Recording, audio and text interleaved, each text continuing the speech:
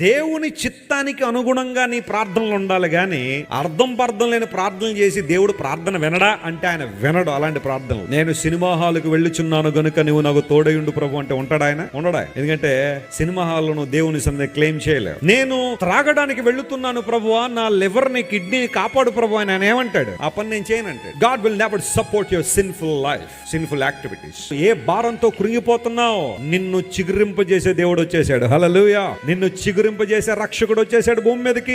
నీవు చిగురించే అనుభవంలో ఉండాలని దేవుడు కోరుతున్నాడు.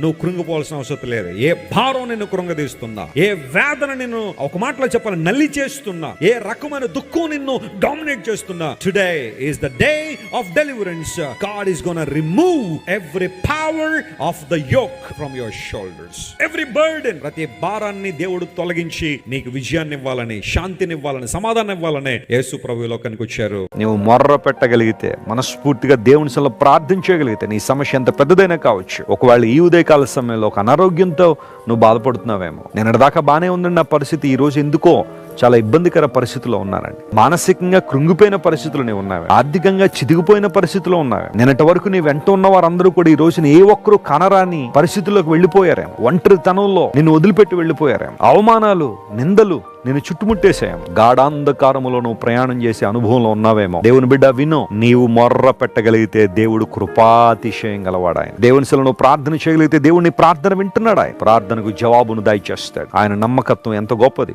ఆయన దయాళుడు, క్షమించడానికి సిద్ధ మనసు కలిగిన వాడు, కృపాతిశయం గలవాడు. కాబట్టి వినయంతో, వినమ్రతతో దేవుని పాదాలు పట్టుకో. దేవుని వైపు చూడు.